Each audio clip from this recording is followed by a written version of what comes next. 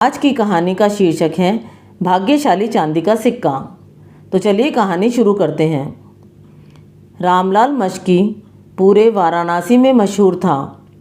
गंगा नदी के तट पर ही वह अपने अन्य भाई बंधुओं के साथ रहता था। उसका काम था कि सुबह सुबह ही गंगा नदी से अपनी मश्क में पानी भरता और बड़े लोगों के घर तक पहुंचाता। एक दिन की बात है, गरीब रामलाल सुबह सुबह मश्क उठाए बस्ती की ओर चला जा रहा था कि अचानक उसकी नज़रें धरती पर चमकती हुई किसी वस्तु पर पड़ी। रामलाल ने उसे उठाकर देखा तो उसकी खुशी का ठिकाना न रहा। वह चांदी का रुपया था। अरे वाह, सुबह सुबह चांदी का रुपया! हे माँ लक्ष्मी, आज तो तुमने मुझ गरीब पर बड़ी कृपा कर दी। रामलाल की खुशी का ठिकाना नहीं था। अब समस्या यह आ रही थी कि रुपये को वह रखे कहाँ। उसकी झोंपड़ी इतनी सुरक्षित नहीं थी क्योंकि उसमें दरवाज़ा नहीं था, बस टाट का एक पर्दा लटका हुआ था। वह मन ही मन बोला, हे प्रभु, इस रुपये को कहाँ रखूं जो यह सुरक्षित रह सके। इस रुपये को मैं किसी खास मौके पर खर्च करना चाहता हूँ, लेकिन तब तक इसकी सुरक्षा कैसे करूँ। रामलाल के लिए यह एक नई चिंता का विषय बन गया था। रामलाल की अभी शादी नहीं हुई थी। उसके मन में आया कि क्यों न यह रुपया वह कहीं छुपाकर रख दे और इसे अपनी शादी पर खर्च करे। उसने सोचा, शादी के बाद इससे अपनी बीवी के साज श्रृंगार का सामान लाकर दूंगा तो वह बहुत खुश होगी। यह निर्णय तो रामलाल ने कर लिया कि वह इस रुपये का क्या करेगा, लेकिन पहले वाली समस्या जहाँ की तहाँ थी कि इस रुपये को छुपाया कहाँ जाए। अचानक उसके मन में ख्याल आया कि इस रुपये को क्यों ना मैं पुराने राजमहल की पिछवाड़े वाली दीवार में छिपा दूँ। वहाँ तो कोई आता जाता भी नहीं है। यही सोचकर रामलाल महल की ओर चल दिया। पुराना महल नगर से काफ़ी दूर था और वहाँ अब आबादी भी नहीं थी। रामलाल महल के पिछवाड़े पहुँचा। एक जगह से दीवार थोड़ी टूटी हुई थी। रामलाल ने एक दो ईंटें हटाई और सिर पर बांधने वाले कपड़े में से थोड़ा कपड़ा फाड़कर रुपया उसमें लपेटकर खड्डे में रख दिया। जो ईंटें हटाई थी उन्हें वैसे ही लगा दिया ताकि रुपया किसी को दिखाई ना दे। अब रामलाल पूरी तरह आश्वस्त हो गया था कि रुपया यहाँ सुरक्षित है। न कोई चोरी का डर, न आंधी तूफान का खतरा। रामलाल चांदी का रुपया पाकर समझ रहा था कि अब वह काफ़ी अमीर हो गया है। अब रामलाल को अपनी शादी का इंतज़ार था कि कब उसकी शादी हो और कब वह उस रुपये को निकालकर खर्च करे। अचानक रामलाल की आँखों के सामने शामू धोबी की बेटी तारा का चेहरा थिरकने लगा। वह तारा को मन ही मन चाहता था और उससे शादी भी करना चाहता था, मगर शामू काका से बात करने की उसकी हिम्मत नहीं होती थी। उसने सोचा, क्यों ना लाला जी पंसारी की मार्फत बात आगे बढ़ाई जाए। यह ख्याल मन में आते ही वह उल्टे पैर लाला जी पंसारी की दुकान की ओर चल दिया। राम राम लाला जी। अरे रामलाल भाई, आज सुबह सुबह यहाँ कैसे? काम धंधे पर नहीं गया क्या? क्या बताऊँ लाला जी, यह ससुरा चौका बर्तन से फुर्सत मिले तब धंधे की बात सोचें। अब तो मन में आता है कि तुम्हारा कहा मान ही लें। चौका बर्तन से फुर्सत पाएंगे तो मन लगाकर काम भी करेंगे। मेरी बात? लाला चौंका। मेरी कौन सी बात रे? अरे वही शादी की बात। तुम कहे नहीं थे कि अब हमें शादी कर लेनी चाहिए? अच्छा अच्छा, शादी? अरे तू हाँ करे तो शामू से आज ही बात करूं।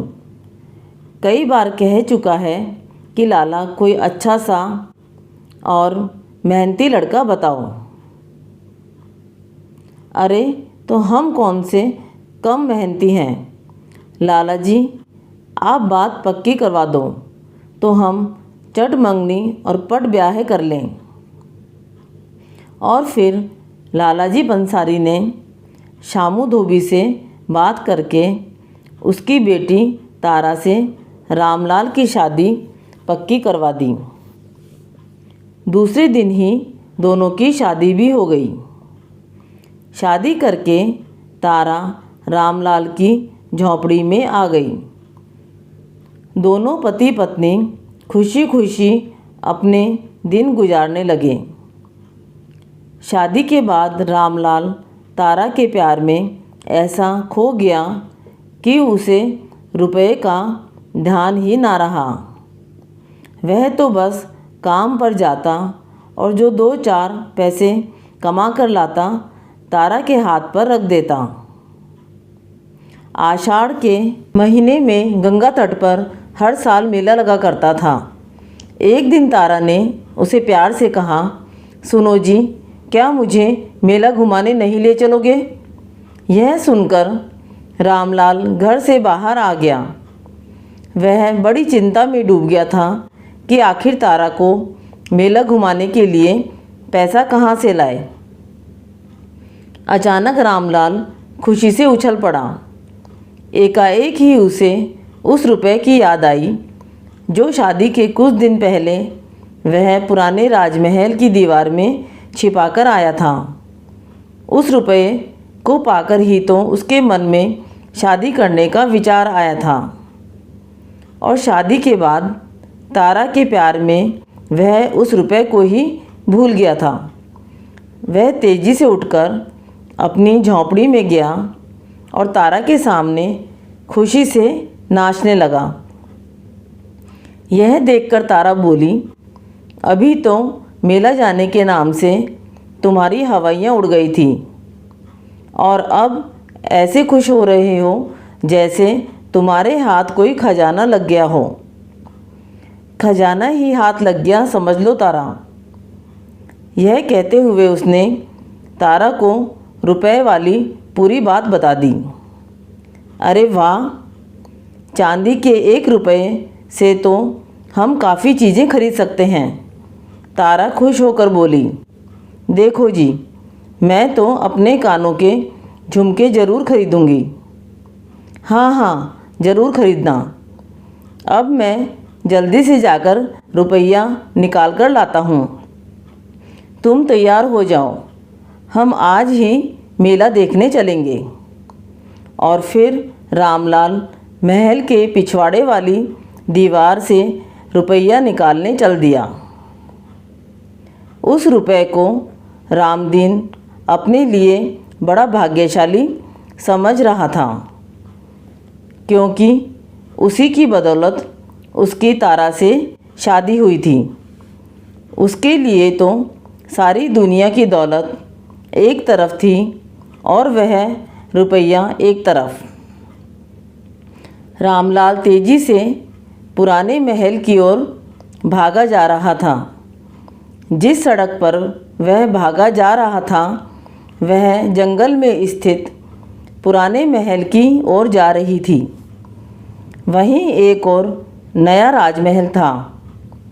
जिस समय रामलाल भागा जा रहा था, उसी समय महाराज महल की छत पर खड़े अपने मंत्रियों से मंत्रणा कर रहे थे। अचानक उनकी नज़र रामलाल पर पड़ी तो वे ये देखकर हैरान हुए कि पसीने में तरबतर यह युवक भरी दोपहरी में न जाने कहाँ भागा जा रहा है, वह भी जंगल वाले रास्ते पर। मंत्री जी, जी महाराज, इस युवक को देख रहे हो जो भरी दोपहरी में पसीने से तरबतर जंगल की ओर भागा जा रहा है। देख रहा हूँ महाराज, इसे फ़ौरन पकड़वाकर हमारे सामने पेश कीजिए। जंगल की ओर भागे जाने का इसका अवश्य ही कोई खास प्रयोजन है। हम जानना चाहते हैं कि बदहवास सा यह क्यों और कहाँ भागा जा रहा है। अपनी प्रजा के सुख दुख का ख्याल रखना हमारा धर्म है। जो आज्ञा महाराज। मंत्री जी ने तुरंत सिपाहियों को आदेश दिया और देखते ही देखते एक सिपाही रामलाल के पीछे भागता दिखाई देने लगा। कुछ ही देर बाद सिपाही ने उसे ले जाकर महाराज के सामने पेश कर दिया। डरा हुआ रामलाल हाथ जोड़े महाराज के सामने खड़ा था। महाराज ने रामलाल से कहा, युवक, तुम कौन हो और इस प्रकार चिलचिलाती धूप में कहाँ भागे जा रहे थे। महाराज, मेरा नाम रामलाल मिश्ती है। मैं एक बड़े ही आवश्यक कार्य से जा रहा था। आखिर वह आवश्यक कार्य क्या है जिसके आगे तुम्हें धूप छाँव की भी परवाह ही नहीं है। महाराज, दरअसल बात यह है कि पुराने महल के पिछवाड़े वाली दीवार में मैंने अपना खजाना छुपाया हुआ है। आज अपनी पत्नी को मेला घुमाने के लिए मैं अपना वही खजाना निकालने जा रहा हूँ। खजाना? महाराज चौंके।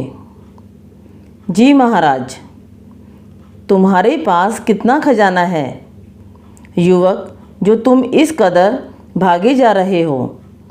महाराज ने हैरानी से पूछा। क्या 10-5 हज़ार मोहरे हैं? नहीं महाराज। तो क्या 1000-2 हज़ार मोहरे हैं? इतना भी नहीं महाराज। रामलाल बोला, मेरा खजाना तो सिर्फ चांदी का एक सिक्का है। क्या? महाराज पुनः चौंके। केवल चांदी का एक सिक्का? जी महाराज, वही मेरा खजाना है जिसे मैंने काफ़ी दिनों से संजोकर रखा हुआ है। महाराज हैरानी से रामलाल का चेहरा देखे जा रहे थे। रामलाल का भोलापन देखकर उन्हें उस पर तरस आने लगा था। रामलाल कहे जा रहा था, उस एक सिक्के से ही मैं पत्नी को मेला दिखाकर खुश कर दूंगा महाराज। मेरी पत्नी के सिवा तो मेरा इस दुनिया में कोई भी नहीं है।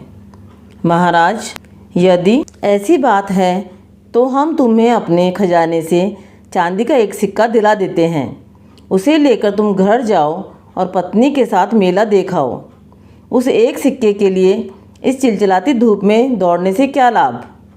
महाराज, आप मुझ पर मेहरबानी करके मुझे 1 रुपया दे रहे हैं, यह तो बड़ी खुशी की बात है, मगर फिर भी मैं अपना वह रुपया लेने अवश्य जाऊंगा। वह रुपया मेरे लिए बड़ा भाग्यशाली है।